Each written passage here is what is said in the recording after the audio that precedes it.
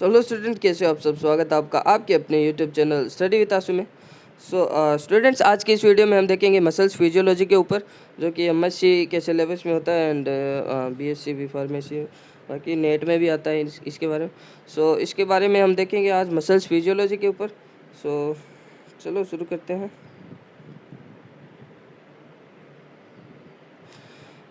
Function of muscles tissue के major जो कितने की रोल है। कंट्रैक्शन, मसल्स में कंट्रैक्शन होता है और रिलैक्सेशन होता है। टू फेज आती है उसके बीच में। जो 4 की फंक्शन क्या होते हैं, जो प्रोड्यूस बॉडी मूवमेंट होती है and stabilize body position and store and move substance within the body के अंदर है वो उनका मूवमेंट। एंड जनरेशन हीट का भी जनरेशन होता है, ठीक है। प्रॉपर्टी ऑफ मसल्स टिश्यू की प्रॉपर्टीज़ क्या है। Muscles tissue has 4 special properties that enable it to function and contribute to homeostasis and electrical excitability and contractility and extensibility and elasticity. ये 4 प्रॉपर्टीज़ है। इनके बारे में इंडिविजुअली हम देखेंगे आराम से, ठीक है। पहले बात कर लेते हैं इलेक्ट्रिकल स्टेबिलिटी के बारे में। क्या होता है। A property of both muscles and nerve cell to response to certain stimuli by producing electrical signal called action potential, ठीक है। तो कोई भी एक्सटर्नल स्टिमुलस आया, जैसे कि मान लो कोई भी, जैसे कि फायर है, फायर के ऊपर मान लो हाथ लग गया, ठीक है। तो वो सेंस कौन करेगा, नर्व सेल है, वो सेंस करेगा, एक्शन पोटेंशियल के थ्रू वो सिग्नल आगे भेजेगा, ठीक है। उसके थ्रू मोटर प्रोटीन होता है, आपको सबको पता, मोटर नर्व सेल है, उसके थ्रू है वो मसल सेल को ही सिग्नल दिया जाता है। मसल सेल है वो कॉन्ट्रैक्टाइल करती है। तो दोनों नर्व सेल और मसल सेल है वो दोनों यहाँ पे बहुत है वो काम करती है। तो जो एक्शन पोटेंशियल के थ्रू सिग्नल जाता है, तो यही है इलेक्ट्रिकल स्टेबिलिटी एंड कॉन्ट्रैक्टिलिटी। हम देखते हैं तो ability of muscular tissue to contract forcefully when stimulated by an action potential. When a muscle contracts, it generate when a muscle contracts, it generate tension force of contraction while pulling on its attachment point, ठीक है। तो कोई भी stimuli आया जो muscular tissue में contractile force हुआ है, ठीक है। तो उसे बोलते हैं कॉन्ट्रैक्टिलिटी। इसमें एक्टिन मायोसिन है वो काम करते हैं, आप सभी को पता है सेल्स में। इसके बारे में भी देखेंगे हम। अब देख लेते हैं एक्सटेंसिबिलिटी के बारे में। Ability of muscular tissue to stretch without being damaged and extensibility allow a muscles to contract forcefully even if it is already stretched.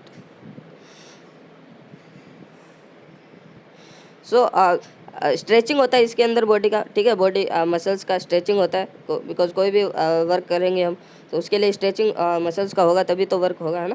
तो मसल्स का स्ट्रेचिंग होता है। एक्सटेंबिलिटी मतलब बढ़ेगी वो आगे की तरफ, ठीक है।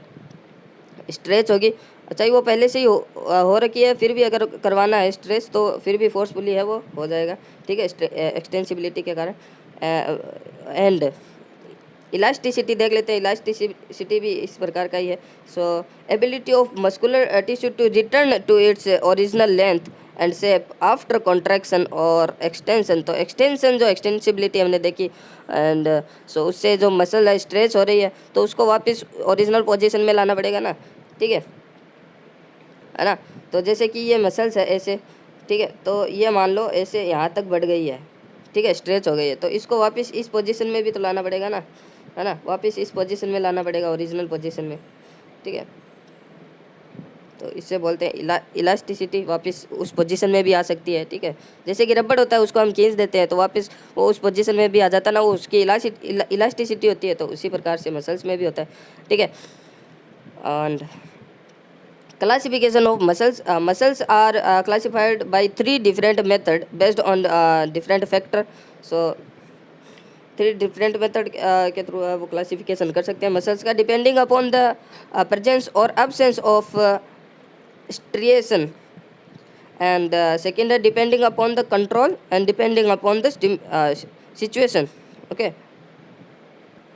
सो स्ट्रिएशन फर्स्ट में हम क्लासिफाइड कर रहे हैं स्ट्रिएशन के ऊपर। स्ट्रिएशन मतलब जो उसके फाइब्रिल्स है वो किस प्रकार से आपस में कनेक्ट है, उसकी पट्टी है वो किस प्रकार से है, ठीक है। तो वो स्ट्रेट है, नॉन स्ट्रेट है, वो आपस में क्रॉस लिंक्ड है, उसके अकॉर्डिंग हम अगर क्लासिंग करते हैं तो वो स्ट्रिएशन वाले में आएगा। एंड सेकेंड में हम कंट्रोल के ऊपर है, वो कंट्रोल कैसे होता है, एंड सिचुएशन के ऊपर बात करते हैं तो वो तीसरा है वो क्लासिफाइड है, ठीक है। अब हम इंडिविजुअली उनको तीनों को क्लासीफाइन को देखेंगे, ठीक है। तो स्ट्रिएशन के ऊपर देख लेते हैं क्लासिफिकेशन कैसे करते हैं। तो डिपेंडिंग अपॉन द प्रेजेंस और absence of cross striations the muscles are divided into two groups. तो क्रॉस स्ट्रिएशन के प्रेजेंस और एब्सेंस के डिपेंडिंग में हम टू ग्रुप में इसको क्लासीफाई करते हैं, स्ट्रेटेड मसल्स और non striated muscles.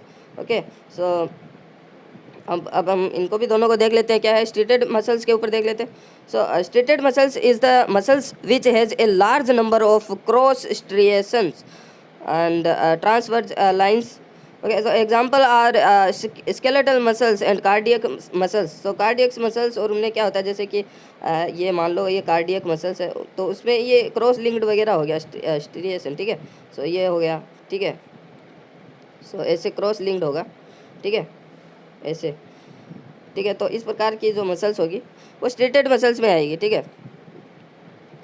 Large number of cross striation होगा इसमें, ठीक है, transverse lines. And non striated muscles में क्या होता है, muscles which do not have cross striation is called non striated muscles and it is also called plain muscles और smooth muscles. So it is found in wall of the viscerals organs जो होते हैं हमारे गट के पास में।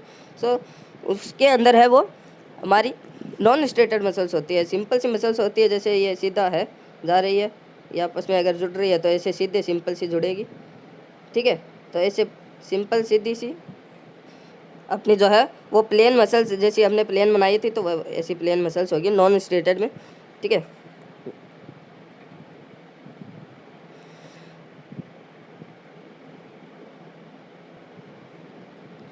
सो अब देखते हैं डिपेंडिंग अपॉन कंट्रोल। अब दूसरा क्लासिफिकेशन कंट्रोल के ऊपर हमने देखा था तो उसके बारे में देख लेते हैं। तो depending upon control the muscles are classified into two group, ठीक है। तो कंट्रोल के ऊपर हमने बात की थी, तो टू ग्रुप में हम क्लासीफाई करते हैं कंट्रोल के ऊपर।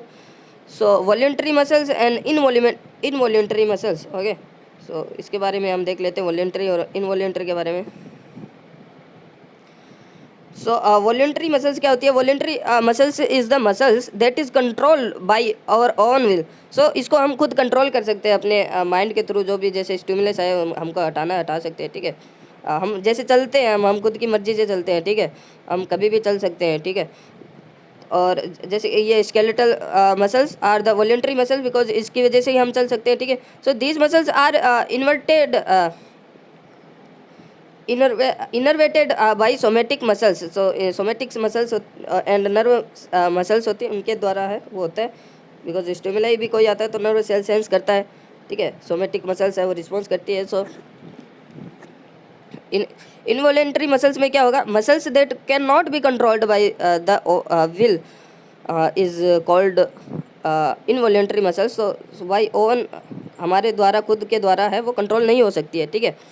सो जैसे कि कार्डियक मसल था, कार्डियक मसल कौन सी होती है, हार्ट की जो मसल्स होती है, ठीक है। तो हार्ट की मसल्स को हम कंट्रोल कर सकते हैं क्या, नहीं कर सकते, ठीक है, बिकॉज हार्ट तो चलता ही रहेगा, ठीक है।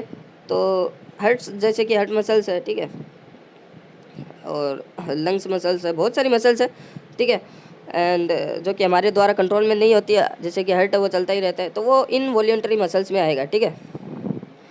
अब हम तीसरा क्लासिफिकेशन देख रहे थे डिपेंडिंग अपॉन सिचुएशन, उसके बारे में देख लेते हैं। तो depending upon situation the muscles are classified into three type. तो थ्री टाइप में हम बात करते हैं, skeletal muscles, cardiac muscles and smooth muscles. Okay, so skeletal muscle जैसे कि हमारे पास है चलने फिरने के लिए काम आती है, कार्डियक मसल्स हार्ट के लिए काम आती है, हार्ट पंप करता है। एंड स्मूथ मसल जैसे कि अब ब्लड सेल्स के सराउंडिंग स्मूथ मसल्स होती है, ठीक है। तो उस ब्लड वेसल्स के कॉन्ट्रैक्शन एंड रिलैक्सेशन में काफ़ी काम में आती है, बीपी हाई एंड लो में, ठीक है।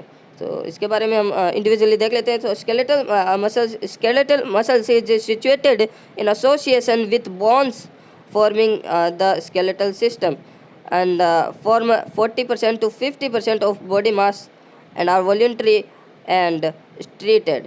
तो स्ट्रीटेड होगी, वो हमने पीछे देखा था, स्ट्रीटेड होगी एंड 40 to 50% बॉडी मास की जितनी भी बॉडी है उसका 40 to 50% स्केलेटल मसल्स का ही होता है, ठीक है। और वॉल्यूंटरी होती है, हमारे अंदर, हमारे कंट्रोल के अंदर ही होती है, ठीक है। And supply bye somatic nerves and fibers of the skeletal muscles are arranged in parallel arrangement होती है, ठीक है। फाइब्रिल्स एंड जो मसल्स होती है वो पैरेलल्स इसका अरेंजमेंट होता है। And muscles fibre are attached to tendon on either end, okay.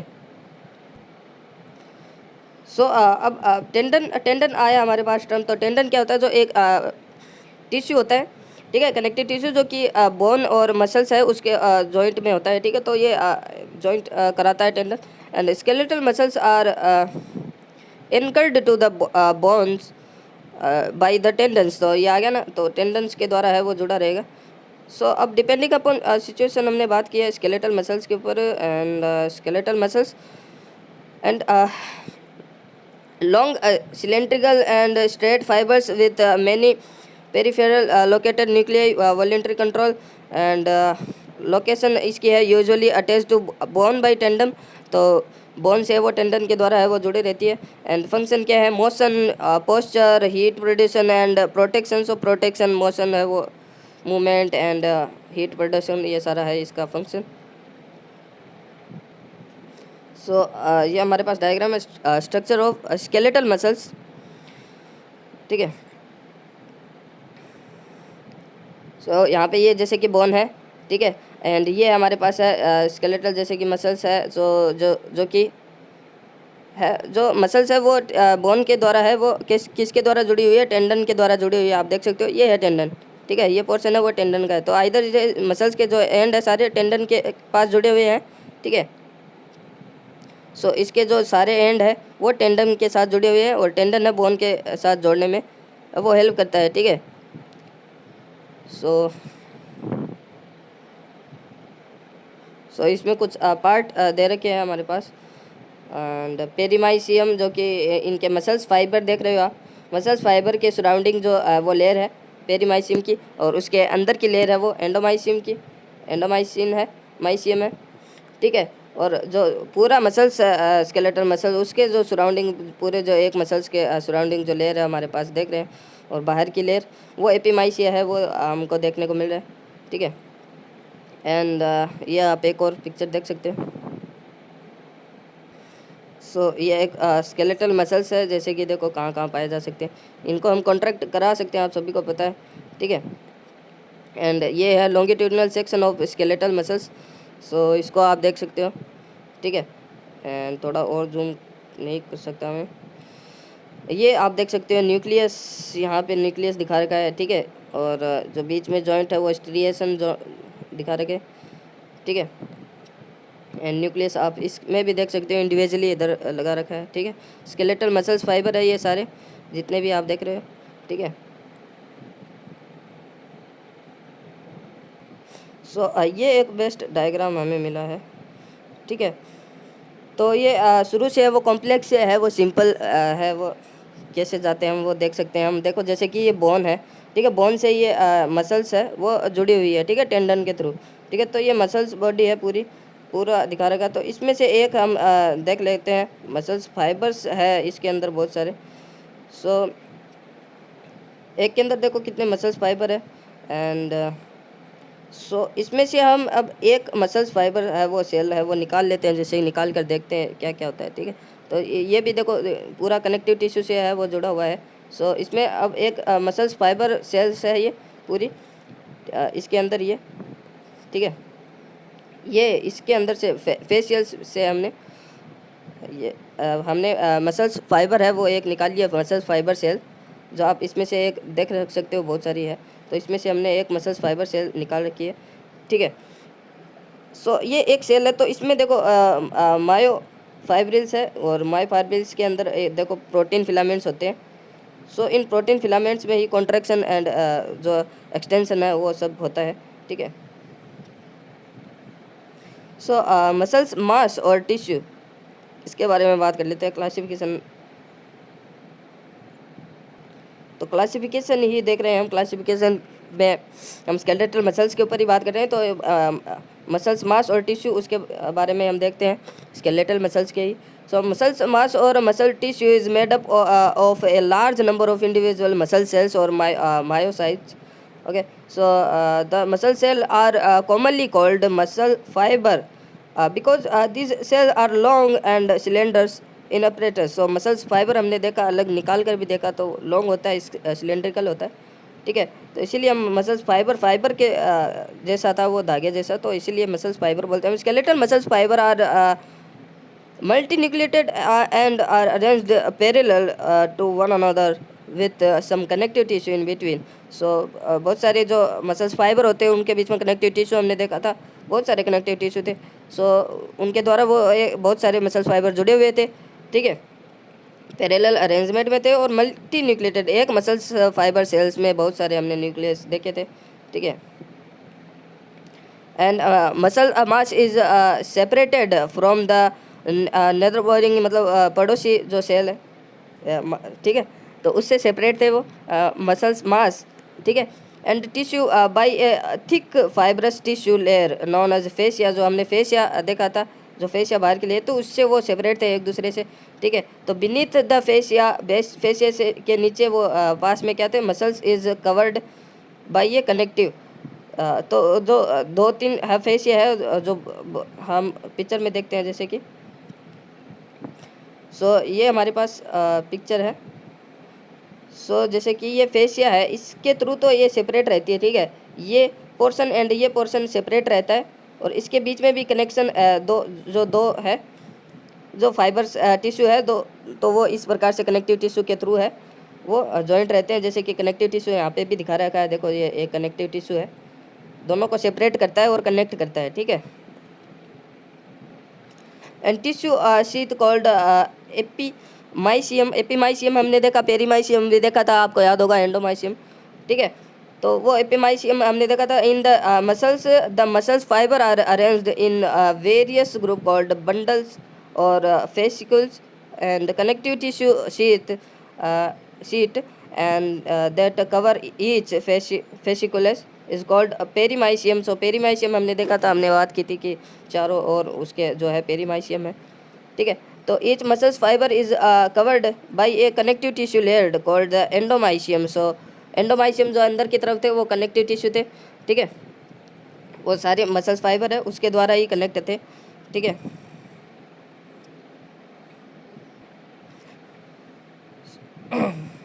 तो ये एक मसल मास है पूरा टोटल, उसको हम काटा हुआ है, ठीक है। इसका सेक्शन क्रॉस सेक्शन कट है ये, ठीक है। तो इसके अंदर जैसे कि ये वाइट देख रहे हो, इंडिविजुअली एक माइक्रो मसल्स फाइबर सेल्स है, ठीक है।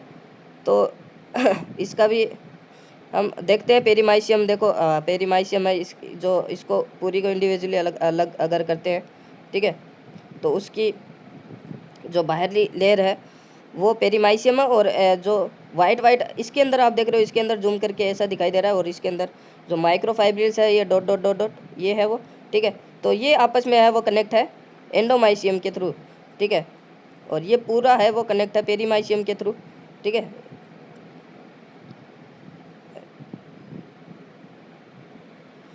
तो मसल्स फाइबर के बारे में देखते हैं। टेंडम वगैरह सिलेंड्रिकल फाइबर वगैरह के बारे में हमने बात कर ली थी। तो लेंथ इसकी 3 सेंटीमीटर दे रखी है, ठीक है, डायमीटर 10 माइक्रोमीटर दे रखा है, ठीक है। और टेंडम है मसल्स के द्वारा जुड़ी बोन के मसल और को कनेक्ट करती है, वो हमने देख लिया, ठीक है, attach to the bone. And जो मेन थिंग क्या है जो है हमारे पास एपोन्यूरॉन्स है, वो क्या होते हैं वो देख लिया। Tendon of some muscles is thin, flat and stretch but touch, and such type of tendon is called aponeurosis. Or each muscle's fiber is enclosed by a cell membrane called plasma membranes that lie beneath the endomysium. हमने पीछे endomysium देखा था connective tissue, उसके नीचे ही beneath, मतलब उसके पास में ही नीचे ही हर एंडोमाइसियम के उसकी प्लाज्मा मेम्ब्रेन होती है मसल्स फाइबर की। उसको सार्कोलीमा बोलते हैं, ठीक है, उसकी प्लाज्मा मेम्ब्रेन को ही, ठीक है, सेल मेम्ब्रेन को ही।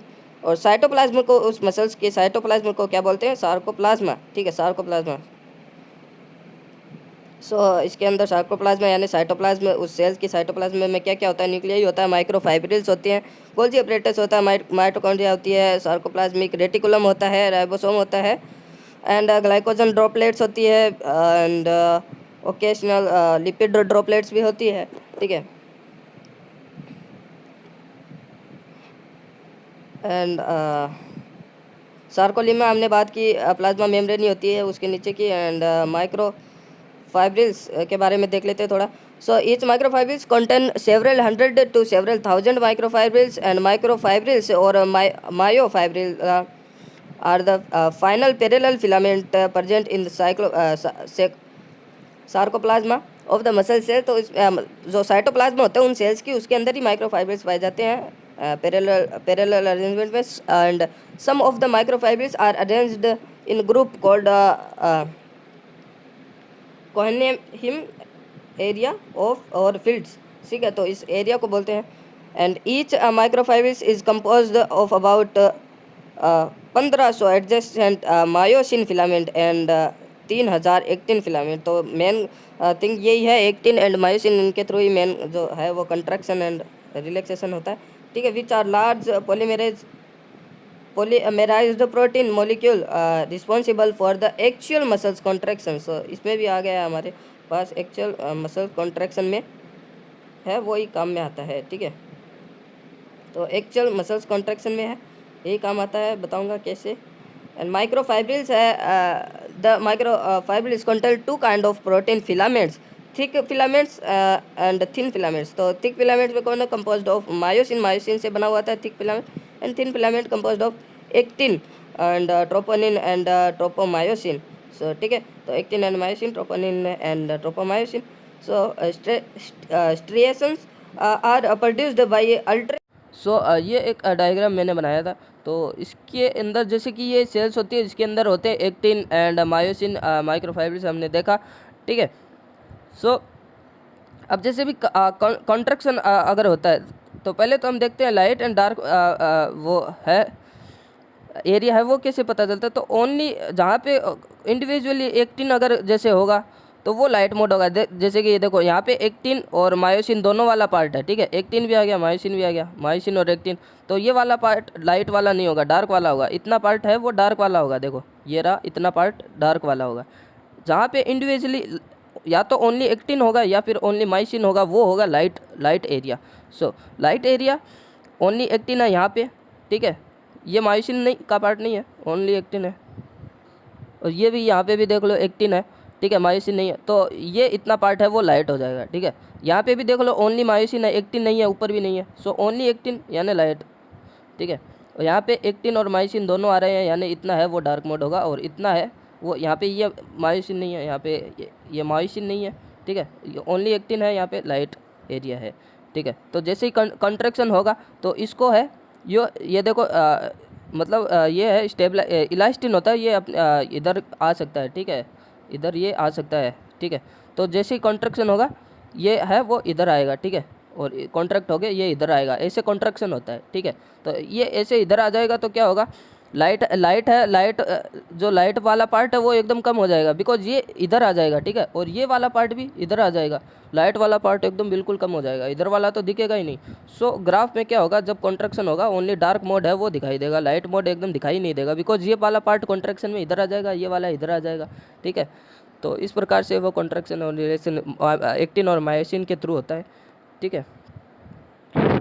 और इसकी डिटेल वो स्ट्रक्चर्स भी है, लेकिन वो अभी तो मसल्स फिजियोलॉजी में नहीं आएगी, बिकॉज ये तो सेल बायोलॉजी में आती है, वो अलग इंडिविजुअली हम देखेंगे।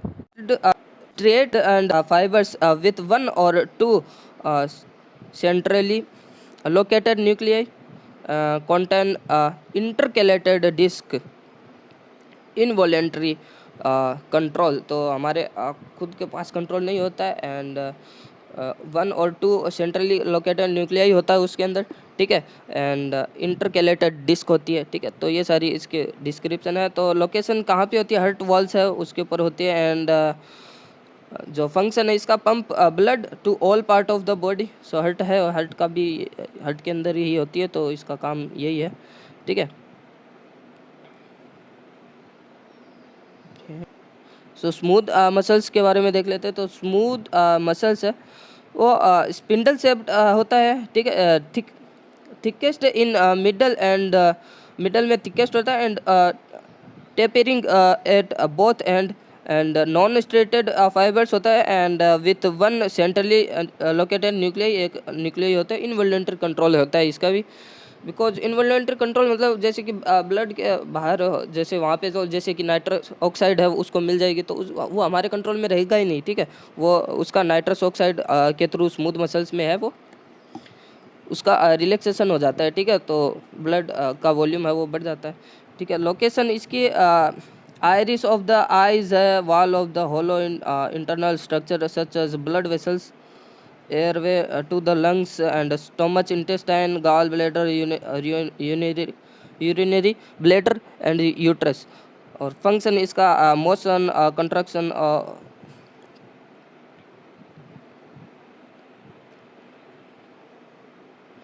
फंक्शन इसका मोशन है, construction of blood vessels, airway, propulsions of full foods and through gastrointestinal tract, construction of urinary.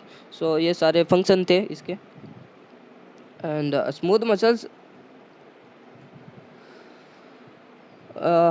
is situated in association with viscera, and it is also called visceral muscles, and it is different from skeletal and cardiac muscles because of the absence of cross striation। इसमें नहीं होता cross striation, बिल्कुल भी नहीं होता cross striation, हमने देखा था वो, ठीक है। And smooth muscles is supplied by autonomic nerve fiber and smooth muscle।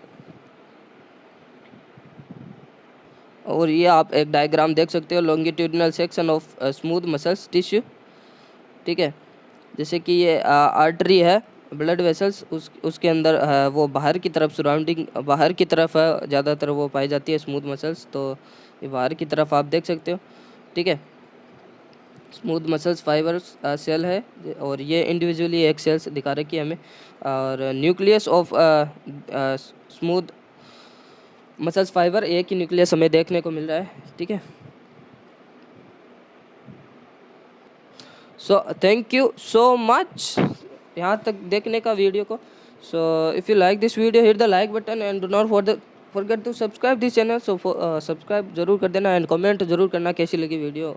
Almost सभी हमने कवर कर लिया मसल्स फिजियोलॉजी के ऊपर, ठीक है। पार्ट वगैरह सारे जितने भी पॉसिबल क्लासिफिकेशन होते हैं सारी हमने देख लिया, कैसे वर्क करता है, कैसे कुछ सब कुछ होता है, स्केलेटल एंड सब ऑल, ओके। तो एक ही वीडियो में हमने सारा कुछ देख लिया है, तो वीडियो को लाइक करना बनता है एंड कमेंट ज़रूर कर देना, सब्सक्राइब तो करना ही है, ठीक है। Bye bye.